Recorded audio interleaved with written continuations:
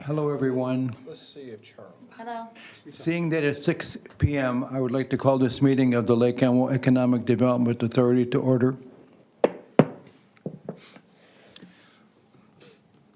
The first order of business is to approve the minutes from the last meeting. I hope everyone has had a chance to look at them. I'd like to make the motion that we approve the minutes from the last meeting as they were submitted. Second. All in favor? Aye. No one opposed? Thank you. That passes. Okay, the first document that we'll talk about is the work plan for the coming year. And I would like to ask Community Development Director Stop to go ahead and present it. Okay, good evening. We have the 2026 work plan. We presented this, I believe, at the last meeting, asked for input. So as you can see, for our mission statement, our goals have remained the same. The work plan items have changed slightly. So the market, the city-owned 180 acres, we finished the ULI TAP process, so we want to begin that, and we're going to cover that tonight after. Purchase agreement for the former fire station and parks building. Just so you know, the appraisal is ongoing, the survey is happening to the title work, so hopefully we'll have a purchase agreement by the first quarter. We're still waiting on the brownfield, the environmental to come back. We've been That's what I was asking- just gonna ask, is phase two still not done yet? We've asked a couple times, hopefully a week or two, or any day now is basically what we're looking at with that, so. But we have explored brownfield grants in case there is a cleanup. And we can discuss that more if that comes up, because that may affect the purchase price, and we can figure that out. Identify and evaluate city-owned properties and develop a disposition plan. Create plans for city-owned properties, consider analyzing properties for purchase. That came up last time at the EDAs. I think it's just being flexible in case properties come up, we can address them and talk about them at the meeting and put a plan together. Just so you know, we talked about the city-owned properties. This is city-owned, watershed, county. What we plan to do is basically go to the GIS and pull everything that's in the GIS file, the parcel information from the county, and just go through that and create a plan. We're gonna go to the EDA, the Planning Commission, obviously the council, but just to see where that fits best, if there's any property acquisition. We met with Valley Branch last week, I believe, or the week before, about property that they're acquiring that they would like to donate to the city. So this comes up from time to time. Create and implement a plan for Old City Hall. So it'll be interesting. We are going to come back with just kind of a parking plan. I reached out. I'm going to be meeting with a broker to get a BPO, broker price opinion on it, and then also a commercial contractor just to see what a basic remodel would take, just to get some pricing options there. Evaluate the landfill so we can develop it as an asset for the city. Currently, we will do a workshop early next year. I'm waiting on Excel to get back to me. They said that they will have someone reach out to me about the power purchase agreement, that option.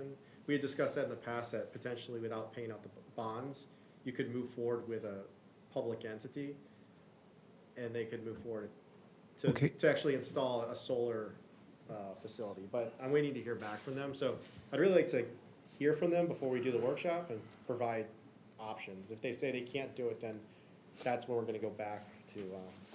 Okay, so at this point, though, you're not sure when the workshop would be held? I haven't set it yet. I think I would like to give them some time. We'll do a workshop in February, hopefully February, March. In February or March timeframe?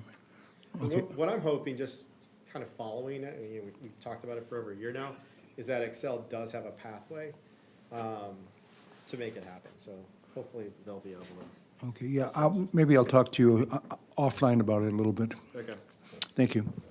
you're welcome. And then we just streamlined some of this. The communications effort, working with Kathy, just working to improve our website, social media, keeping our outreach material up to date. We updated our community development projects page, and that's something that is much easier to update now, and we're going to continue to make improvements to that. Share communications with Stillwater Chamber of Commerce, doing that. And then we've started a comprehensive list of businesses that we continue to update. And then also collaborate with Washington County CDA to explore and share resources for businesses. I went to a meeting with, a leadership meeting, and I think they have some grants that are interesting outside of the CDA too, that the CDA works with other groups. So I'd like to talk to them, reach out to them, and maybe they could come and just present to the EDA everything that they do. And then obviously we talked about updating the EDA handbook. We want to just make sure that that's more of a housekeeping item. Is there anything else? Yeah, Any questions or? Yeah, go back to create and implement plan for Old City Hall. Okay. I think there might have been a comment on this last time, but I don't recall for sure. But there are continuing rumors that Fury is thinking about or entertaining opportunities to sell. Is it possible to include in that plan the potential for marketing property to be, that's well, it's really not contiguous to Fury, it's contiguous to school, right? But that whole area, then, the school thing is up in the air, I guess, a year from yesterday is a proposed closing date with a lot to be done between them. What are the chances that there could be a more holistic view of developing that area? So it's possible. We discussed that as an option at the workshop. Also, I talked to the broker after the workshop. The school site is, I believe, moving, I believe they're under contract, but they're under contract with the Valley Community Center to move forward. So the community center is doing their due diligence for the next month to see if it's financially feasible to basically own, operate a community center at that location.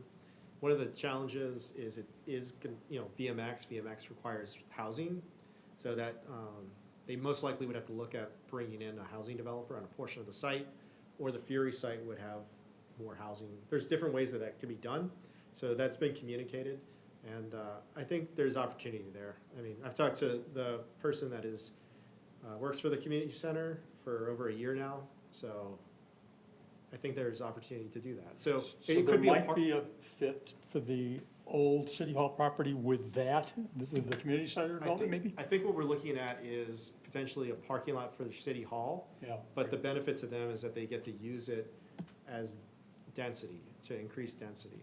Okay. And then potentially we could work out a deal that benefits both the city and them. Okay, thank you.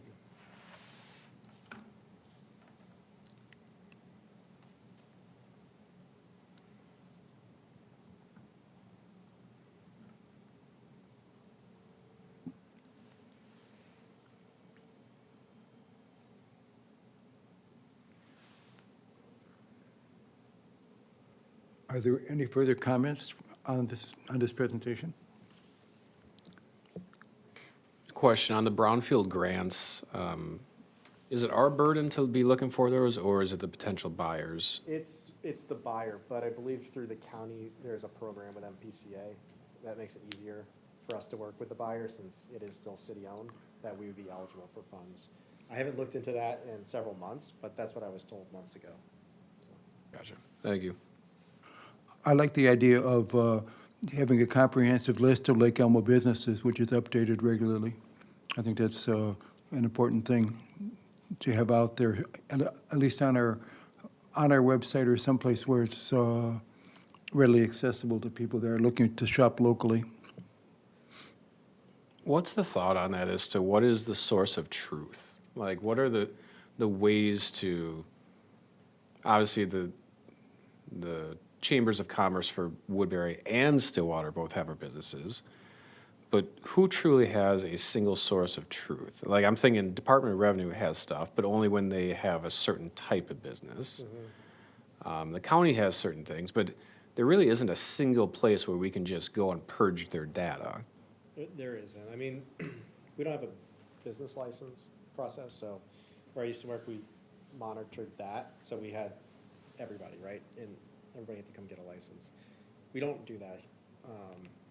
So it's just really difficult. We have change of use, so we process zoning, certificates of zoning compliance. So anytime there's a change of use, we'll capture that.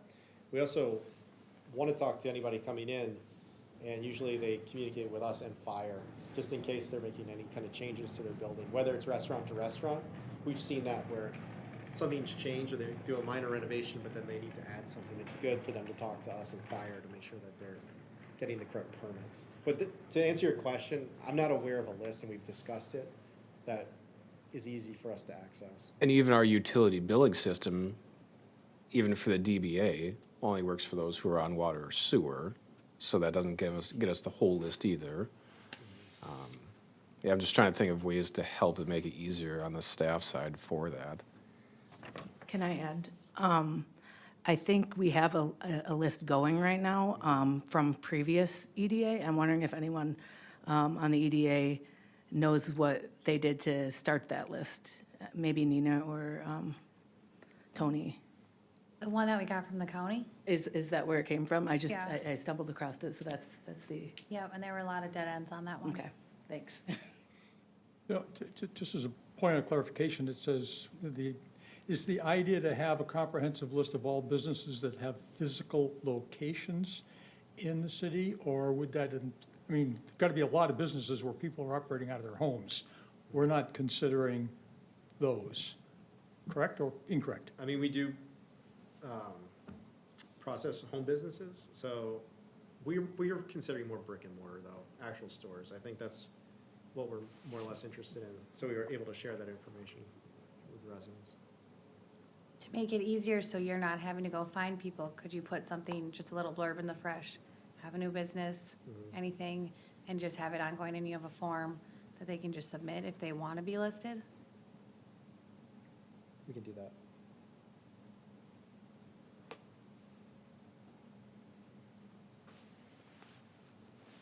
The purpose isn't for any like government documentation per se, it's more for marketing, and hopefully we can have folks opt in or flag changes and.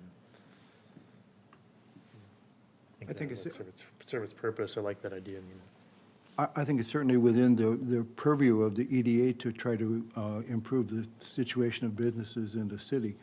So, yeah, to have a list of businesses that are public facing, you know, that would deal with local residents. We don't need somebody who's based in St. Paul but wants to get work here. We're looking for local, you know, make a list of local businesses that would want to do business with local people. yeah, and if there's anything us as an EDA can do to make sure they feel connected into the city, their voice is being heard, whether or not they want, if they just said, hey, I want to be left alone, that's fine, but just That's having a connection into city council, into EDA matters, I think that's powerful. It's something that honestly drove me to, you know, commit my time to the EDA. I think that's pretty interesting stuff when you can have a real impact and a voice for businesses in the city. I think that's a good point.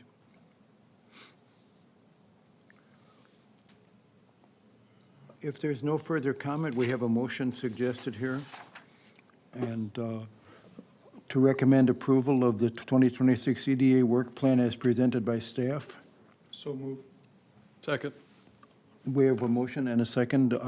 Is there any discussion on it? Hearing nobody, I would like to go and ask all who approve this motion. Aye. Is anyone opposed? Okay, the motion passes. Thank you. All right, thank you.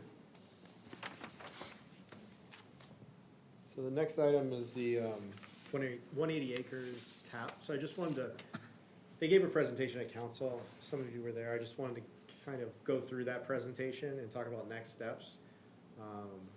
Also, if you have questions, comments, you can stop me and we can just talk about it. But let's see.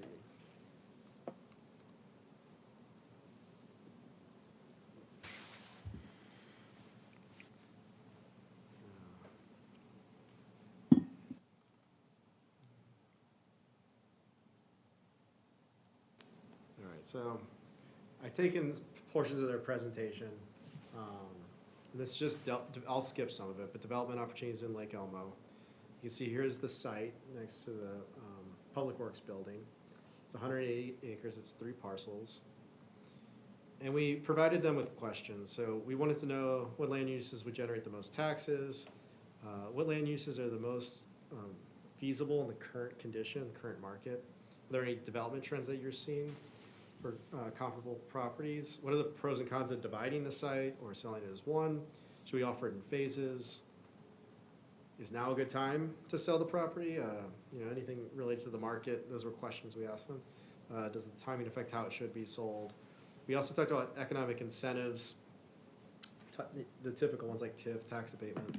And then what kind of requirement strategies could the city put in place to encourage community participation in the development process? So our group of panelists, the top two panelists we worked with for a few months to kind of get this together, and we'll kind of go through the process. And then we had other people that have backgrounds in real estate development, planning, and then public finance. So that process for a few months, we gathered all the briefing materials. As some of you know, you went through the process that this site was supposed to be developed. It wasn't, so we wanted all the background information that we could, all the land use, zoning. We were able to put that in a folder, and they were able to review that, the two main panelists, to kind of start that process. We had a tour with the panelists and then with the group, and then they interviewed almost 30 stakeholders. So we had a stakeholder list that was generated. I know the EDA helped create that list. And then there was more discussion at the reception. The panel made recommendations and a report. The report was sent yesterday. We will be forwarding that to you. So it's very similar to the presentation, but if you have any comments, let us know. So the stakeholder meetings were with city staff, building owners, managers, developers, architects, brokers, lenders, advocates, community organizations. And you can see here, these are the three parcels. This is how they were referred to, 1, 2, 3. We'll go in a little bit of detail. You can see this is the guidance. The main thing to point out here, I believe, is just that most of it is guided business park, except for a small percentage that's commercial. And they had a really small area that was, not them, but prior, we do, low density residential and a buffer zone to the north. The infrastructure, just that there's rail both between the first and second parcel. There's also overhead power lines, and there is a utility easement. This red line going through here is, I believe, a gas pipeline. So those are things to consider. So the guiding principles, this is what they heard after meeting with everyone, is that they want to maximize the community benefit, maintain image and character. They talked about the gateway. It's a gateway to Lake Elmo. Establish design and performance standards. Basically, the developers who come in should know exactly what the city is looking for. Preserve future flexibility. It's such a large site. Advance sustainability and resilience. Ready and responsive to the market. Build internal capacity. Integrate open space and trails. And effectively manage transitions. So the site's contribution to the city. Fiscal, economic benefits. We're looking at taxes, daytime population. Can it attract people, jobs, retail, housing options? What should the housing options look like? The gateway presence, the green space network, and then the village. How does it connect? Is it close enough to kind of, it's different, but how can we kind of blend it? And looking at trails, obviously roads. So the study questions themes were market feasibility, the local benefit in terms of like the tax benefit, community role and community engagement, and then the phasing and timing. So this is what they came up with essentially. Parcel 1 would be almost a business park, light industrial, and then parcel 2, the same kind of development, and then parcel 3 would be a mix of commercial and housing. Some of it lower density, higher density, medium density, and higher density apartments. The access, we'll talk about that a little bit, but the access points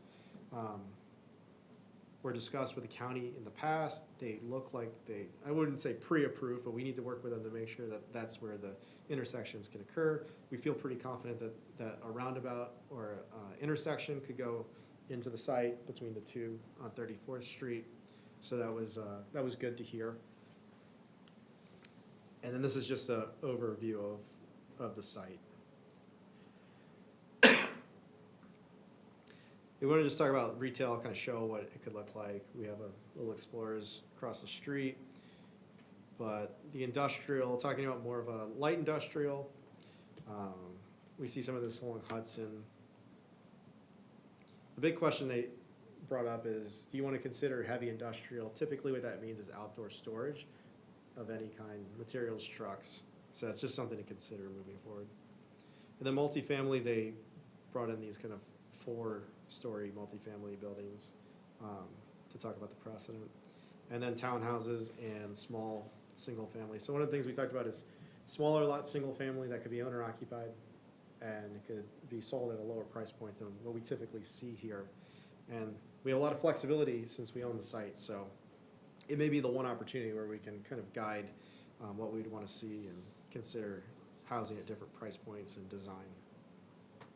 This just shows connectivity. I know there were some comments that I saw. The lines kind of in the back were just trails, potential trails that could be connected to Sunfish Lake Park and the new 76 acres.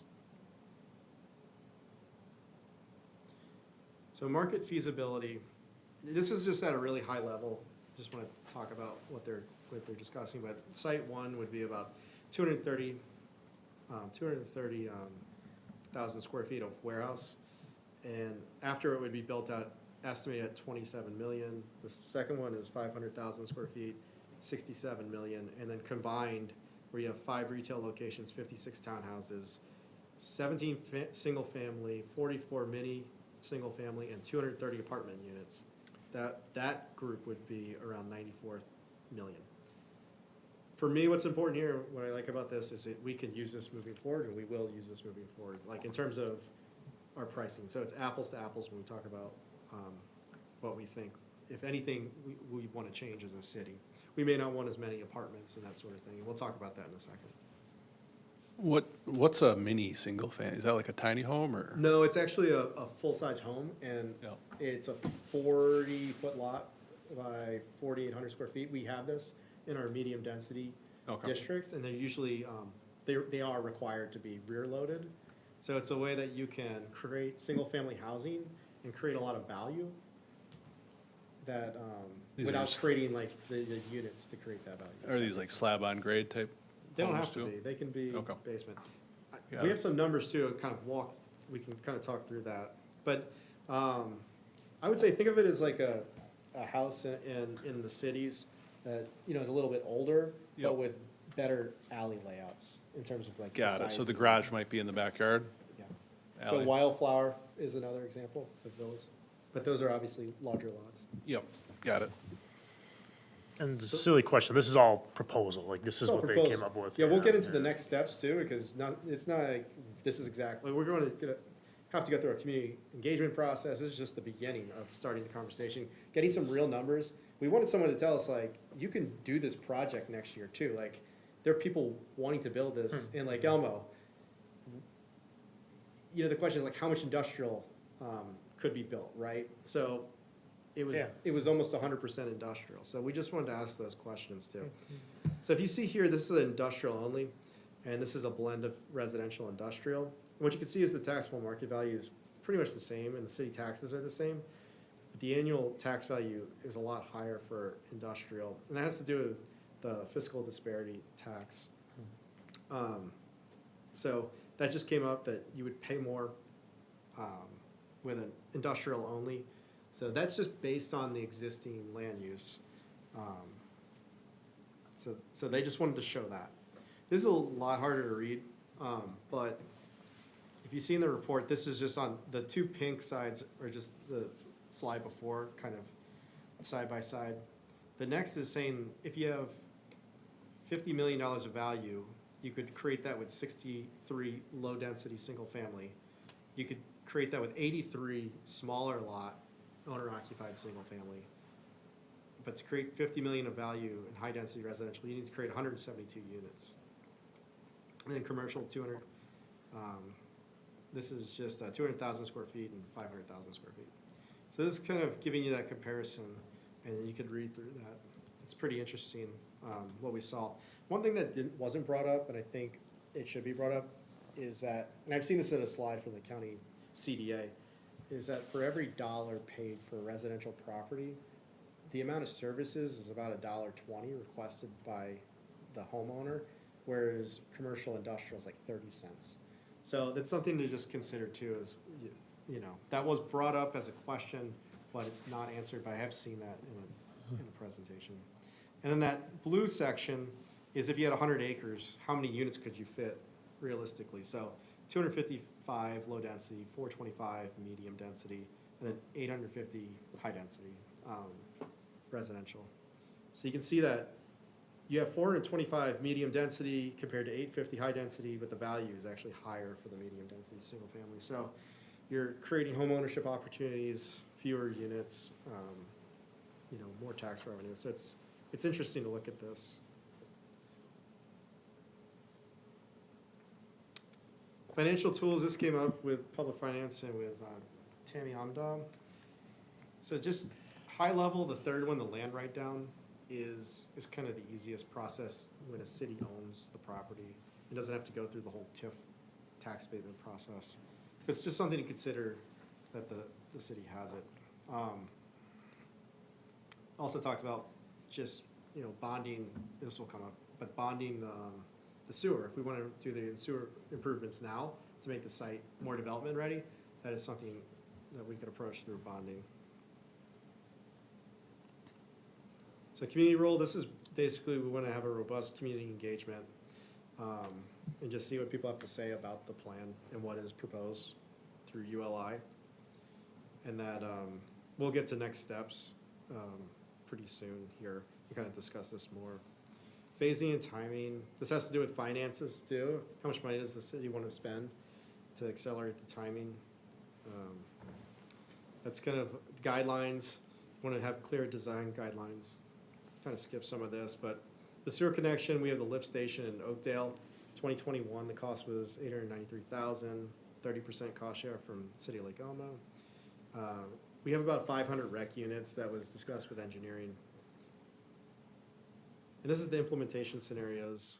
Essentially, the for sale sign is find a broker and just kind of hand it over to them after we do our community engagement. What makes a lot of sense, and we discussed this with the TAP group, was option 2, which is try to install sewer. The sewer needs to go under the rail.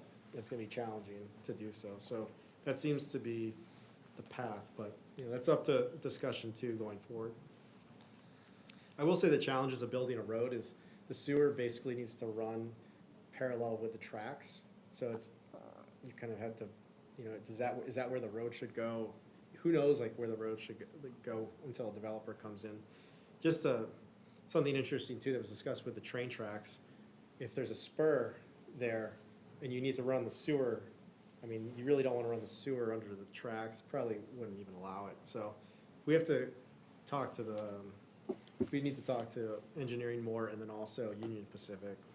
So next steps, showing public engagement, railroad crossing initiation, sewer extension, curb cuts with the county, policy framework. This really has to do with updating comp plan and building it. If we were to build this out, we would need comp plan amendments. So this is just our couple of slides moving forward. Just, you know, the big question now after this, is this really what we want to build, right? So what kind of development should be built? What infrastructure is needed? Do we have a budget for it moving forward? What do the residents want to see here? Does the preferred land use align with the current comp plan? Do we need to amend it? And then what does the market support? Next steps for us, just, you know, since this has ended, we're going to move forward with working on kind of the technical and the research, and that's discussing water, sewer, rail, trying to find a contact at Union Pacific to go over rail spur options. That may not be an option, right? So we want to be able to eliminate that before we go forward with community engagement. Issues with sewer near or under the tracks, access and streets. So we need to meet with the county to discuss access points, Valley Branch with stormwater, and then the AUAR, just getting that updated. Also talking to land brokers, what's the sewer approach going to look like, and then working with the CDA, maybe with site selectors, see what assistance they can provide. And then for us, creating an engagement process, how we're going to inform the residents, discuss priorities. We're talking about having basically, you know, question to the EDA is you want to have maybe a public hearing at EDA to kind of work through some of the issues. I think we'd want to have more of a town hall first, but putting together an engagement plan and communication plan, and letting, we'll work on that through the EDA. Create a project website, maybe do surveys, we could do that online, to ask specific questions, and then working with Kathy on communication strategies and creating a timeline. And then posting FAQs on the website, and just having a website that people can go to and get updates. So this is our basic timeline, because I know that's the main question, what are we doing next, right? So December through February, just reviewing research topics. February, prepare another presentation with update to the EDA, also to the Planning Commission. Maybe make some recommendations to the council in March. I think one of the things that we need to talk to the council and everybody is do we want to start this process of running the sewer under the tracks to start development as soon as possible on the other parcels? We would like to start community engagement in April and launch the webpage and communication strategy. And then April, May, also meet with the Planning Commission, EDA. That could be where we have public hearings and meetings. Then in June, create the marketing materials, brand the site, and then hopefully we can launch the marketing earliest in June for parcel 1. Now, we could also, maybe October, market parcel 2. If the sewer is brought to 34th Street, after that, market the residential section or parcel 3. I do think we'll have strong residential demand, so if that gets set up and we can get sewer to that site, we'll have people that would want to build. So this is our first timeline. So really, I just wanted to bring this as an update. I know some of you maybe you haven't seen the presentation online. So if you have any questions, if you have any comments too about the process, just really it's just to hear from you. I have a couple of questions. If you could back up to the slide number 37, I believe it is. This one?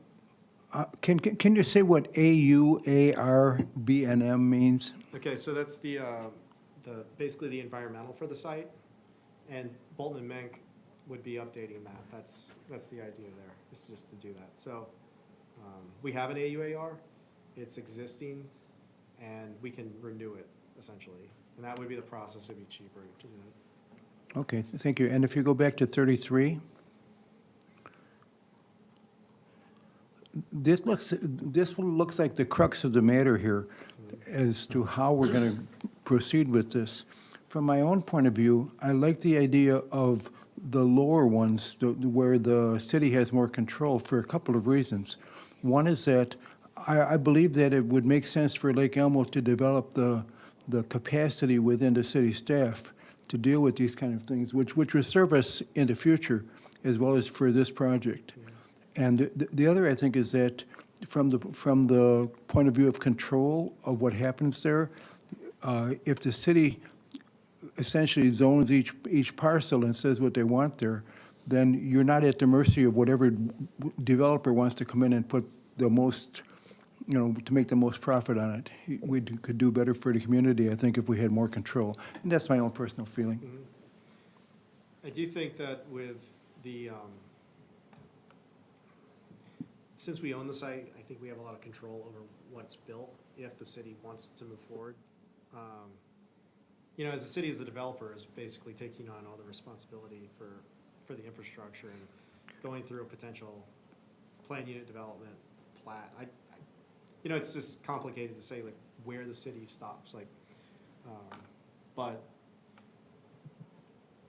Yeah, I think that the amount of improved value you can get that way would pay for the cost of the staff development required to make this happen. Because if the city invests the money to put in the infrastructure, then you can sell the lots for a lot more money. And that's just my thought. If the city was going to be acting as the developer, do you guys have the skill set to do it? Or would you have to hire someone to kind of guide you? It seems like it'd be a pretty That's kind of huge that would be a undertaking. huge lift in terms of if we were to take this plan, we could work on certain aspects of it through our engineering department to make sure everything is designed and done correctly on large lots. The idea of like doing a PUD, a residential PUD, speculative, I don't know how you would almost have to say like everything, well, you could potentially do it, but you'd be guessing, right? You'd be making a lot of guesses, and then you're basically selling. The challenge with developing, I'll just say specifically what I've seen here in Lake Elmo, it's all corporate builders that we've worked with, and they're large builders that come in, and they want control of the entire site. Sure. I've worked in other places where you have small builders that will buy lots. It's pretty inefficient. It's good in some ways, but that would be a challenge to do that. I mean, if you're asking like where our capacity is, at the most, it would be, setting the roads and the sewer and getting all that designed.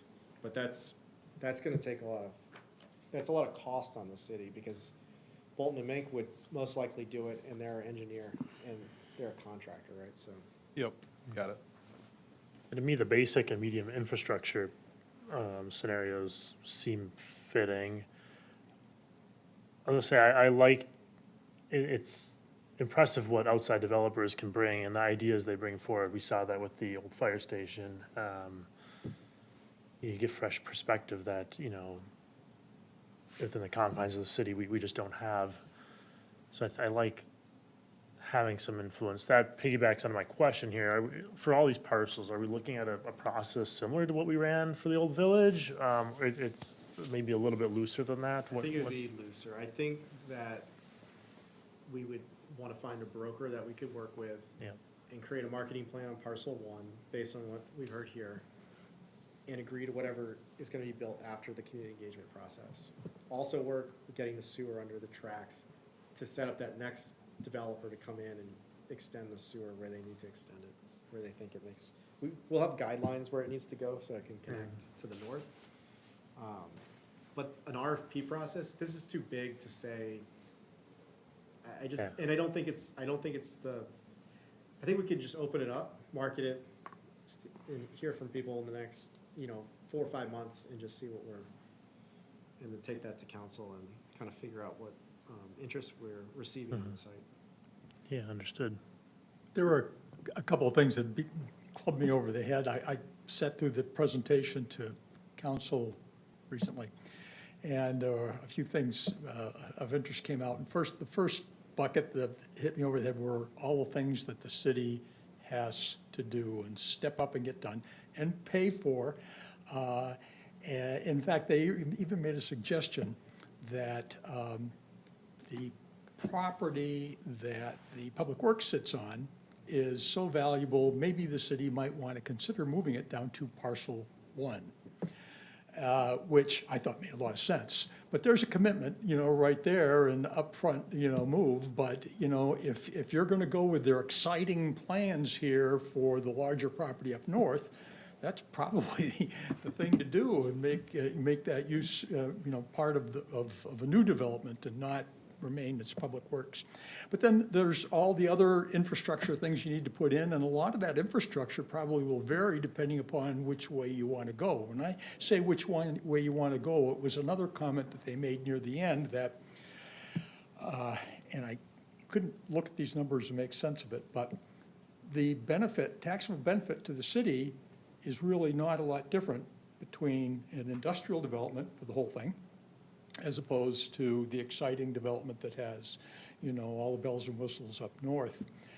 And I would think, that would make it a whole lot simpler. The one exception might be, do you have a business that wants a rail spur, and how is that gonna work? And what does the city have to do to prepare for that? I don't know. But going to the staffing issue, and that really does concern me, if we're going to do all of this work up front, that it might be simpler to go the all-industrial route. Doesn't bring in a lot of people. And in fact, the numbers that they pointed out saying, hey, the benefit to the city is about the same in both, and that doesn't include the extra costs of services, as you pointed out, that are likely to be a whole lot higher with the exciting development than it would be with the industrial. And I think about it, it would really be fun to see it developed big time up north, including moving public works down south. But it seems like it's, and maybe you'll learn differently in the next few months when you research, but that looks like it's something that this city couldn't handle. Could not handle? I don't think you could, I don't think it's staffed to handle, and not only that, but get the commitment for all the investment that needs to be done up front. They strongly encourage that you have the infrastructure there, so when you have a builder, he can go right to work instead of waiting for the city to put in all the infrastructure. So that came up with the, moving the Public Works building, and the finance, public finance person who works with the city basically said you need 25, 30 million just to move it. And then the idea of like, you're gonna make that back is gonna be very difficult. So, Triple our annual budget. so her recommendation was not to do that. We also heard from stakeholders that they really like the barn as a gateway. So as this idea of like a gateway to the city, they like seeing the water tower as like the sign with this barn. And I think, yeah, she seemed like it was just more cost and, more money. You just need to find more money, right? Oh. So, And even if you keep it there, you're still gonna have to pay a lot of money up front for infrastructure. Yeah, so And, just- I get really concerned that we've been biting off more than we can chew by having, that big time up north, development. And then comes the benefit, not only the extra cost, but that is so far away from downtown that if you bring in extra traffic and people for that area, who's gonna get the benefit of the extra traffic? Well, probably a lot of it go to Oakdale, In fact, there was a comment making the retail businesses in the Oakdale side are struggling, so, this might help, ignite a lot more traffic there. And that's probably who would benefit. I don't see that extra traffic coming downtown. It's too long a drive, and I just question whether it's worth it to bring a whole lot of extra population in a complex development if the industrial might be simpler and bring in a similar tax benefit to the city. Just a couple points of clarification from our standpoint. Just the basic infrastructure, the number two makes the most sense for us, just talking to them, without discussing it with anyone else. The cost to run the sewer was estimated to be about 800,000. Public finance person was like, that's doable, right? That's something the city could do. The other thing too is, regardless of the staff capacity, how many people we have, we could still have areas guided for residential that are interesting, where we are not really involved in laying it out. We would not, our plan is not to lay out a planned unit development. What we could do is say, yes, this area is residential, and the other reason it's residential in here is to buffer the existing residential. But state, like, we want a traditional neighborhood development, we want a certain type of development. And you could put that out when you market it to make sure that this is what you wanna see. And then you give that to certain people that can do that type of development, and those are the people you wanna bring in and look at concepts with. So we would be following our same process that we would with any developer, but just to be clear, we could still have residential and not, have to design it ourselves. We can just kind of put a framework around it. Do we have enough flexibility in what we have currently in our codes where we would not need to look into a possible overlay for this site? And I guess I ask in terms of, and Don, I agree with a lot of what you said as well. I have very little interest in having residential, except for the fact that it is a buffer. And so this shows suggestions of possible housing stock. Do we have enough in there that it would work there to begin with? Or would we want to start going down the route of, we're just going to do an entire zoning overlay here with new use and new requirements that apply only to this spot in the entire city? Or would that also be? I think we could do it without an overlay, because we could make that a condition of the sale, right? So you have this area, we work on it, we kind of figure out what that overlay looks like. Instead of adding it to the zoning code, it's more or less like an RFP in a way, where you say, like, this is what we want to see on this site. And they would look at those requirements. And, there are groups out there that do these traditional neighborhood developments. And you may not need the same units, right? So the units are over 200 in the apartments. Maybe you have more of the single-family small lot, because you get a lot of value out of that, and you can bring homeownership opportunities less than $500,000. So maybe that's something to consider.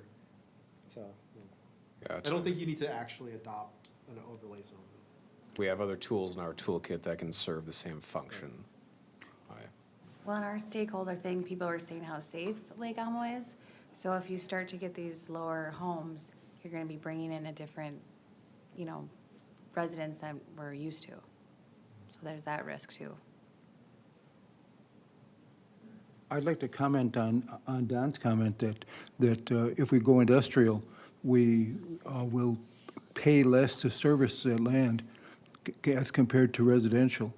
I think that makes really good sense. And the other thing is, if we did it in a phased way, and we started out with selling the easiest one first, then the money coming in from the sale of the land could be used to pay for infrastructure on the next parcel, rather than, because we're not in a hurry. It's not like we have to have it all sold by the end of 2026. We can move along in a phased way and figure, well, within 3 or 4 years, we'd sell all the land. But during that time, we could basically bootstrap the infrastructure development of the second parcel on the income from the first.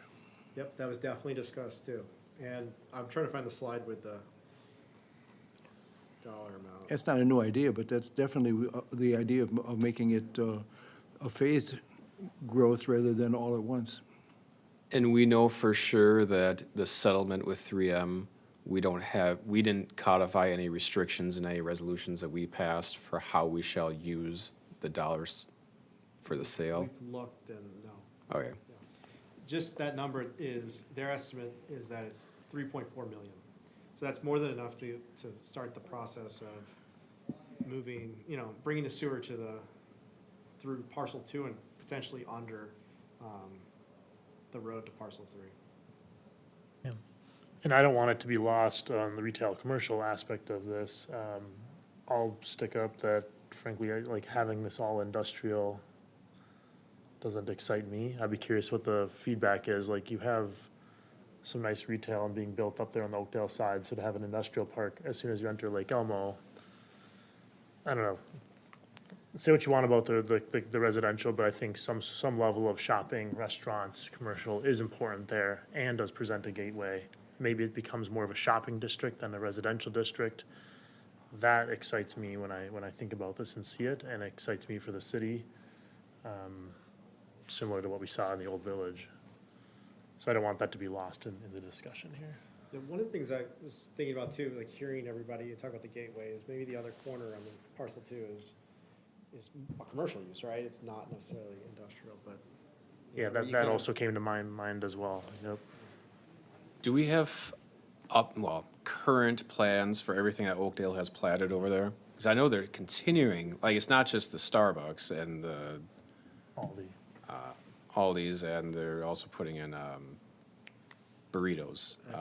Chipotle. Yeah. But there's other businesses coming in as well, both on the north and south side. Like, are we staff, can we get updates as to what they have platted? Like, I've searched their site from time to time, but I haven't really put too much effort in.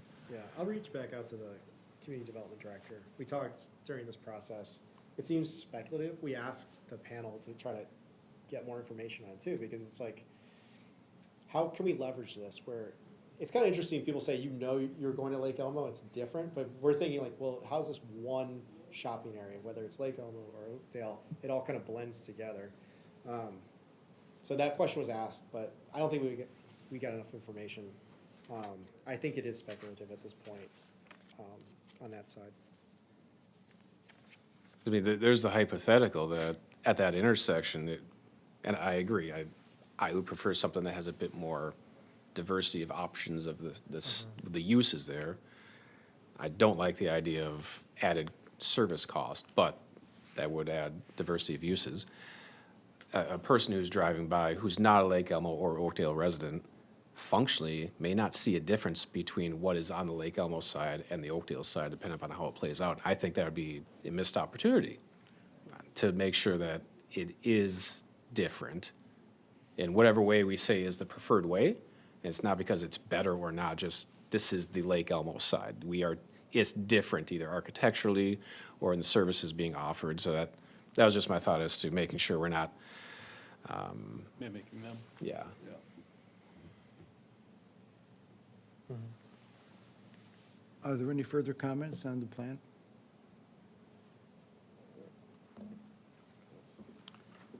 If not, I'd like to thank Community Director Stappa for the presentation, and good luck with this. Thank you. Thanks.